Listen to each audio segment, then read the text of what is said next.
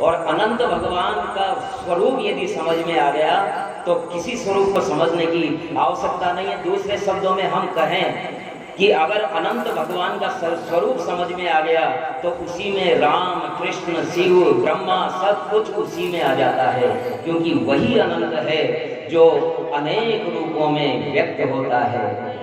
और आइए, क्योंकि समय की कमी है इसलिए अपन सीधे सीधे कथा का प्रारंभ करते हैं। और कथा का प्रारंभ हस्तिनापुर से होता है।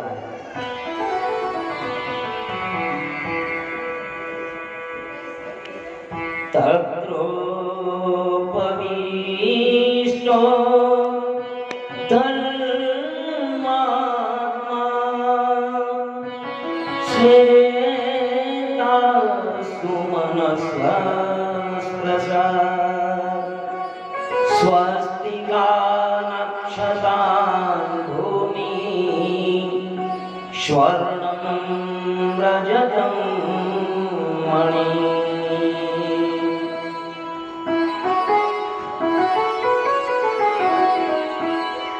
सूत जी महाराज सौनक जी से कहते हैं कि हस्तिनापुर में आज बड़ा उत्सव का माहौल है, उत्सव का वातावरण है। सौनकादिक ऋषियों ने कहा कि वैसे तो बहुत सारे उत्सव हुए हैं हस्तिनापुर में, लेकिन आप किस उत्सव की बात कर रहे हैं? तो बोले हस्तिनापुर में लाक्षागृह का कांड हुआ था, उसके तुरंत बाद युधिष्ठिर के राज्याभिषेक की तैयारियां चल रही हैं। तो सौनक जी ने कहा कि महाराज हमें तो पता है कि लाक्षागृह के बाद तो पांडवों को बहुत कष्ट देखने पड़े थे, ये अभिषेक की तैयारियां कैसे? नगर को सजाया गया है, द्वार तोरण द्वार से सजाया गया है, बड़ी बड़ी झांकियां बनाई गई है, मंगल कलश सजाए गए हैं, स्वास्तिक बनाए गए हैं। तो सूत जी महाराज कहते हैं कि हे सौनकादिक ऋषियों, लाक्षागृह जैसे कितने ही प्रयास कौरव लोग पांडवों को की हत्या के कर चुके थे और किसी प्रयास को सफल नहीं हुए। भगवान श्री कृष्ण का जिन पर हस्त है, वरद हस्त है, भला वो किस प्रकार से सफल होते? लाक्षागृह में भी गुफा बना करके और वहां से निकल गए थे, जंगलों में भटकते रहे। द्रौपदी से विवाह हुआ अर्जुन का और आ गए। भीष्म पितामह विदुर जी, इनको पता लगा कि ये बहुत ही गंभीर अपराध हो जाएगा कुरुकुल में यदि भाई की भाई हत्या कर देंगे, और दुर्योधन बड़ा दुष्ट है, ये पांडवों की हत्या कर ही सकता है क्योंकि कितने ही प्रयास कर चुका है। तो देव योग था कि सफल नहीं हो पाया, लेकिन आगे भी ये प्रयास करेगा और कहीं ऐसा ना हो कि भाई के हाथों भाई की हत्या हो जाए। तब विदुर जी ने देश के विभाजन का प्रस्ताव दिया। देश का विभाजन, एक विभाजन तो हमारे ज्ञात इतिहास में सन 1947 को हुआ था, जिसमें भारत और पाकिस्तान के रूप में विभक्त हो गया था हमारा आर्यावर्त। और एक विभाजन महाभारत काल में, यहाँ भी अवैज्ञानिक विभाजन था, केवल ऐसे व्यक्ति के द्वारा रेखा खींच दी गई जिसने भारत को देखा भी नहीं था। लंदन में बैठ करके और वहां ऐसी रेखा खींच दी, बस रेखा खींचनी थी। उसका परिणाम क्या होगा ये किसी ने नहीं जाना, और परिणाम फिर भारत की जनता ने भुगता और आज तक भुगत रहे हैं। सिंध जिसकी वजह से हमारी पहचान है, सिंध आज पाकिस्तान में गया और सिंध में रहने वाले 80% हिंदू आज दर दर की ठोकरें खा रहे, पूरे भारत में बिखरे हुए हैं। और वहां तो पूरी तरह से मनमर्जी चल रही थी। दुर्योधन ने कह दिया, रेखा दुर्योधन ने खींची। पिता धृतराष्ट्र था, पुत्र का अंधभक्त था, अंधा तो था आंखों से लेकिन वो बुद्धि से भी अंधा था। उसने कह दिया कि ये एरिया हमारा, ये क्षेत्र हमारा, यानी जो भी बने हुए विकसित गांव थे, अच्छी कृषि योग्य भूमि थी, जो कुछ भी लाभदायक था, सब कुछ दुर्योधन का। और जो बंजर भूमि थी, खांडव प्रस्थ, खांडव वन, वो पांडव। लेकिन कृष्ण भगवान ने कहा कि धर्मराज युधिष्ठिर, तुम चिंता न करो, पुरुषार्थ करो। और इस प्रकार दुर्योधन का यहाँ राज्याभिषेक हुआ। बड़ा उत्सवी वातावरण। गंगा पुत्र भीष्म, महात्मा विदुर, द्रोणाचार्य आदि राज्य के अन्यायपूर्वक विभाजन से दुखी थे, किंतु दुर्योधन के लाक्षागृह जैसे षड्यंत्रों से तो पांडु पुत्र बचेंगे, ये समझ करके और विभाजन को स्वीकार किया। हस्तिनापुर के राजा, हस्तिनापुर के जो समस्त विकसित ग्राम थे, नगर थे, बड़े बड़े खेती योग्य विकसित जमीन थी, वो सब दुर्योधन के हिस्से में थी। और अरावली का सूखा बंजर मानव रहित बीहड़ वन क्षेत्र खांडव वन, वो पांडवों के लिए दिया गया। और इस प्रकार राज्याभिषेक हो गया। तो सभी ऋषि गणों ने जो वहां उपस्थित थे, उन्होंने उन्हें आशीर्वाद दिया। युधिष्ठिर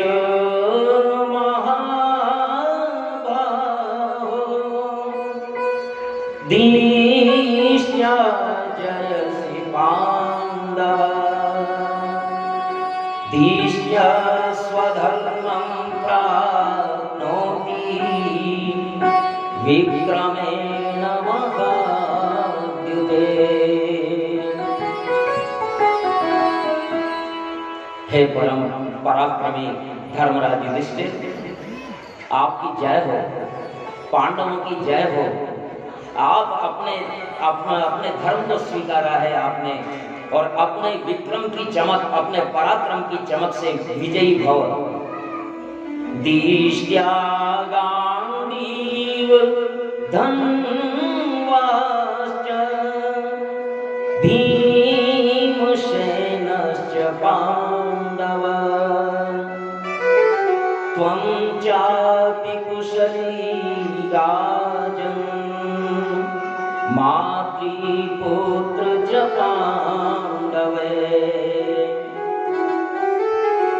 गांडीव धनुर्धारी अर्जुन का पराक्रम, भीम गदाधारी भीमसेन का संरक्षण, और सब तरह से आप कुशल रहें, ऐसा आशीर्वाद लेकर के और युधिष्ठिर भगवान श्री कृष्णचंद्र जी के साथ में खांडव वन आए। और खांडव प्रस्थ यमुना जी का पुलिंद,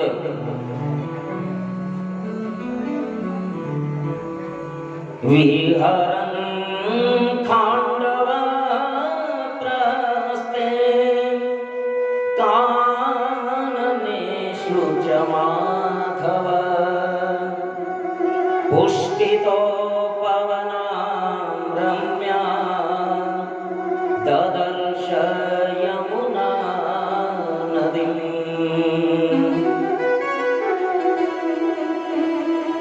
अपनी कर्म भूमि में आकर के और भगवान श्री कृष्ण ने कहा, युधिष्ठिर, अर्जुन, भीम, नकुल, सहदेव, देखो अपनी कर्म भूमि को देखो, इसे प्रणाम करो।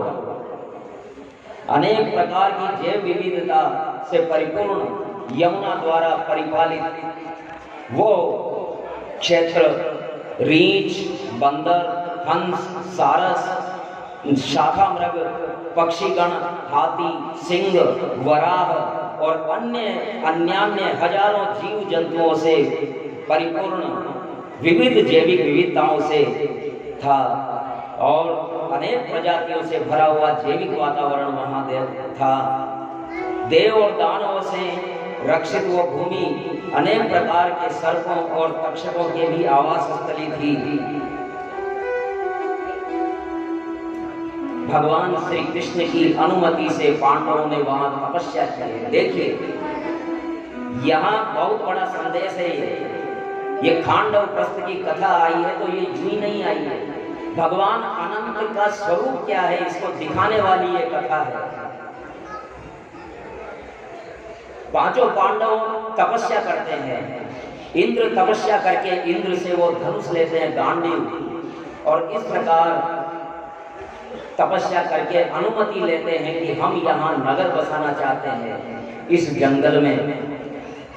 और गांडीव प्राप्त करके अर्जुन भगवान श्री कृष्ण के पास आते हैं और भूमि पूजन के निमित्त हम भी जब किसी भवन का निर्माण करते हैं तो अष्ट दोष की शांति के लिए भूमि पूजन करवाया जाता है। ये भूमि कश्यप के अधीन है, ये भूमि नाग के अधीन है, ये नाग यानी अनंत के अधीन है। ये भूमि पूजन और कुछ नहीं, अनंत की पूजा है। ये हम अपने आप को भूल गए इसलिए हमें पता नहीं है हमारे कर्म कांड का क्या महत्व है। ये भूमि पूजन वस्तुतः अनंत की ही पूजा है और इंद्रप्रस्थ का भूमि पूजन हो रहा है। और भूमि पूजन से पहले भगवान कहते हैं कि ये वृक्ष हैं, ये जीव जंतु हैं, ये कीड़े मकोड़े हैं, इन सबको यूं ही मत समझना, इनको अनंत ने पैदा किया है और खुद के रूप में पैदा किया है। ये रेंगने वाले कीड़े मकोड़े वृक्ष तृण मात्र भी अनंत के ही रूप हैं। अर्जुन ने कहा प्रभु कुछ समझ में नहीं आया। तो फिर भगवान उन्हें अनंत का रूप दिखाते हैं, अपना विराट रूप दिखाते हैं, अपना वो रूप दिखाते हैं जो उन्होंने कुरुक्षेत्र के रण में दिखाया था। विराट रूप देखा और उस विराट रूप के दर्शन करके और अर्जुन बड़ा तृप्त हो जाता है और उसमें वो देखता है कि सब कुछ भगवान के अंदर ही है। अनंत रूप श्री कृष्ण में उन्होंने पंचभूत इंद्रिय और उनके विषय देखे, अपना अंतःकरण देखा, अपना मन भी भगवान में ही देखा। अर्जुन ने जीवों के साथ सारे के सारे जीव, वनस्पति, वृक्ष, पहाड़, नदियां, समुद्र सब कुछ भगवान के अंदर देखा। नदी शनाड़ी सुशीला नखेसु बुद्धा भजन्ते भगणा ऋषिंच प्राणेषु गात्रे स्थिरजंगमानि सर्वाणि भूतानि ददर्श वीर।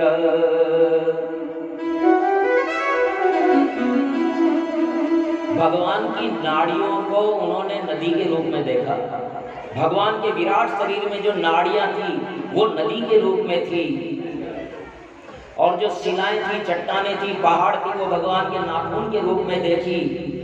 और भगवान के ललाट में उन्होंने सभी देहों को देखा। 10 प्रकार के प्राण उन्होंने देखे।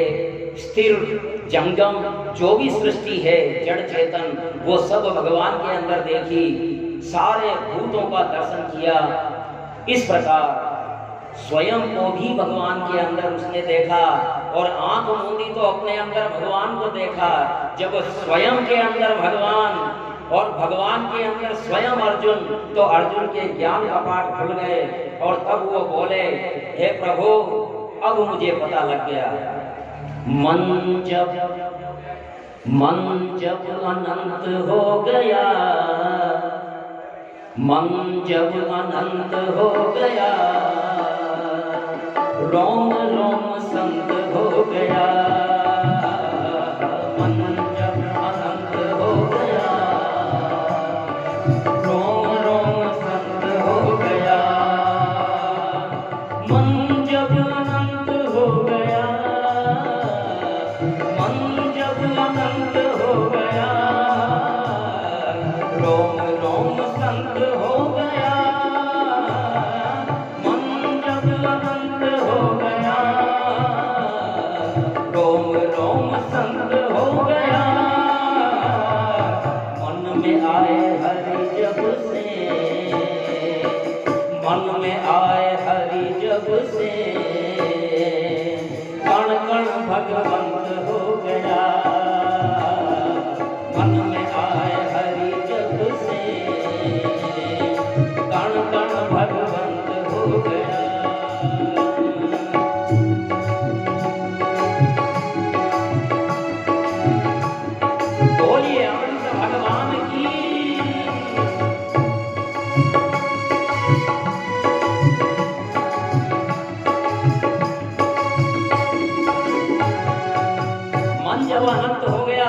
तो ये शरीर भी अनंत हो गया। और मन में जैसे ही हरि ने पदार्पण किया, मन में जैसे ही हरि आए तो जैसे कण कण में भगवान के दर्शन होने लगे। अर्जुन बड़ा प्रसन्न था। रोम रोम संत हो गया, मन जब अनंत हो गया। रोम रोम संत हो गया, मन जब अनंत हो गया। रोम रोम संत हो गया, मन जब अनंत हो गया। रोम रोम जब से आए, जब से आए हरि मन में, जब से आए हरि मन में, कण कण भगवंत हो गया। जब से आए हरि मन में, कण कण भगवंत हो गया। कण कण भगवंत हो गया, कण कण भगवंत हो गया। रोम रोम संत हो गया, कण कण भगवंत हो गया। हरि बोल। रोम संत हो गया, जब अनंत हो गया। मन जब अनंत हो गया। रोम रोम संत हो गया। हरि बोल।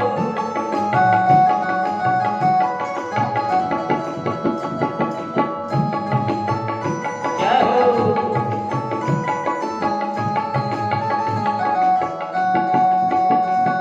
भगवान के विराट रूप के दर्शन करके और अर्जुन कहता है, हे प्रभु, हे अनंत, मैं आपको प्रणाम करता हूँ। मैं भव सागर में फंस करके आपको भूल गया था। आपने जब मुझे बताया तो मुझे पता लगा कि ये तृण तृण अनंत है, ये वृक्षादि अनंत है, ये कीड़े मकोड़े जो भी जीव जंतु इस वन में है सब अनंत है। मुझे पता लग गया है प्रभु, लेकिन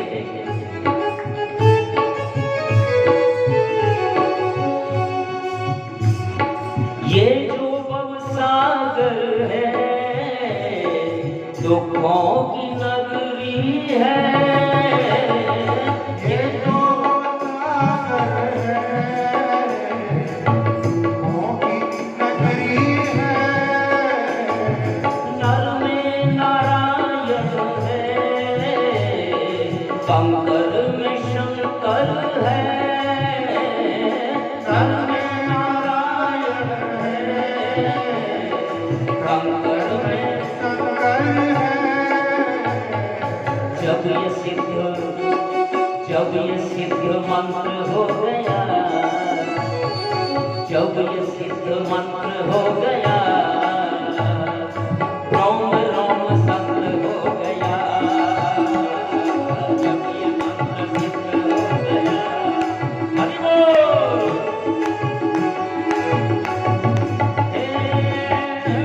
संत हो गया, रोम रोम संत हो गया। मन जब अनंत हो गया। ताली बजा सकते हैं, आनंद लीजिए। मन जब अनंत हो गया, रोम रोम संत हो गया। मन जब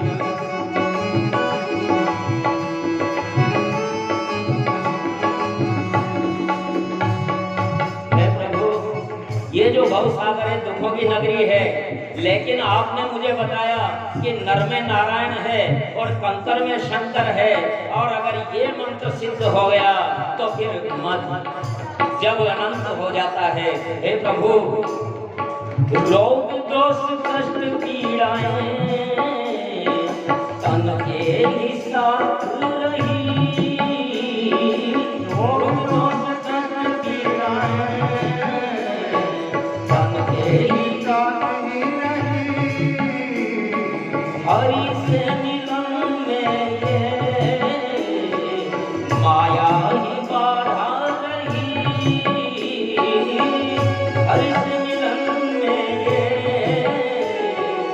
माया ही बारा रही।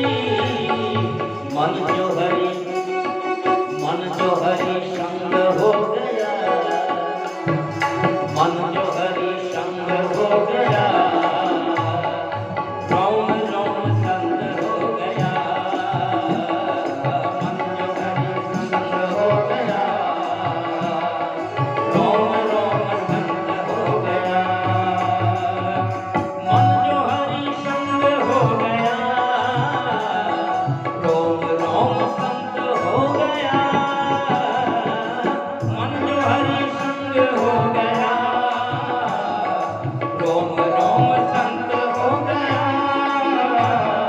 मन जब अनंत हो गया,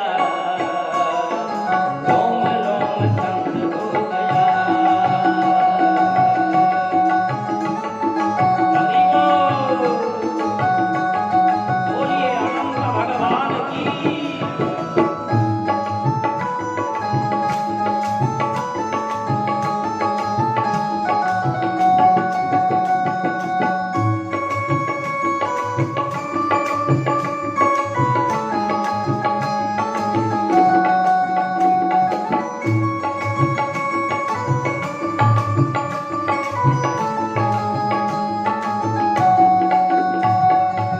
हे प्रभु, मैं तो वो करता रहा जो आप करवा रहे थे, और मैं समझ रहा था कि मैं कर रहा हूँ। कोई भी काम करता था तो मैं ये समझता था कि मैं कर रहा हूँ, लेकिन आज मुझे पता लगा कि मेरे मन में तो आप अनंत बस रहे हैं। जो कुछ करवा रहे हैं आप ही करवा रहे हैं। हे प्रभु, मुझे क्षमा करें। मैं तो वो करता रहा जो करवाया करतार ने।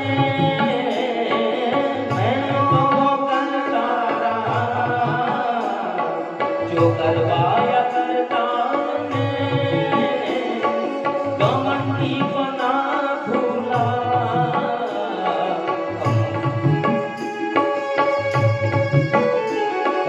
घमंडी बना भूला, के मोहांत संसार में।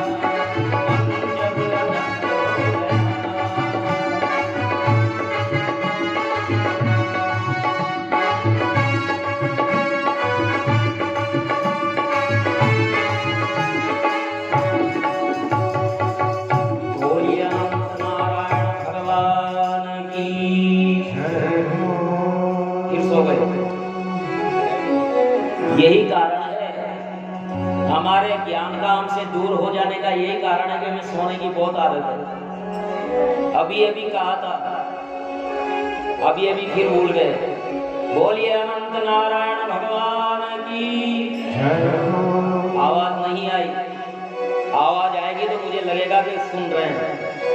बोलिए अनंत नारायण भगवान की। ये कुछ बात हुई। जब भी जय बुलाई जाए पूरे मनोयोग के साथ में रोम रोम से जयकारा निकलना चाहिए। अरे जब हरि मन में आ गए तो फिर तो अनंत हो गए, फिर किस बात की कमजोरी रही। भगवान ने उस वन के कण कण में अपना स्वरूप दिखाया और ये सिद्ध कर दिया कि उस खांडव वन की भूमि के कण कण अनंतमय है। और ये ज्ञान करवा करके अपनी योग शक्ति से वहां से जो भी जैविक थे, जीव जंतु थे, उनको सफलता पूर्वक पलायित कर दिया गया, स्थानांतरित कर दिया गया और भूमि पूजन करवा करके और संप्राप्ति शक्रधनुष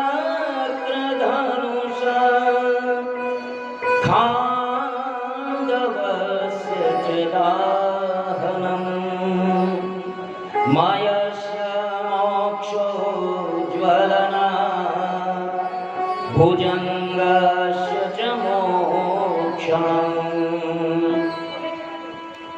इंद्र ने तपस्या करके और इंद्र से गांडीव धनुष लिया था और उस गांडीव धनुष से अग्नि वर्षा करके और खांडव का दाह किया, दहन किया। और वो चूंकि मय दानव और तक्षक नाग के अधीन था, वो दोनों उस अग्नि में जलने लगे तो अर्जुन ने उनकी प्राण रक्षा की। चूंकि अर्जुन ने मय की प्राण रक्षा की तो वो बड़े संतुष्ट हुए और उन्होंने कहा मैं आपकी क्या सेवा करूं। अर्जुन ने कहा मेरा दायित्व था, आप जले जा रहे थे, आपके प्राण संकट में थे तो बचाना मेरा दायित्व था।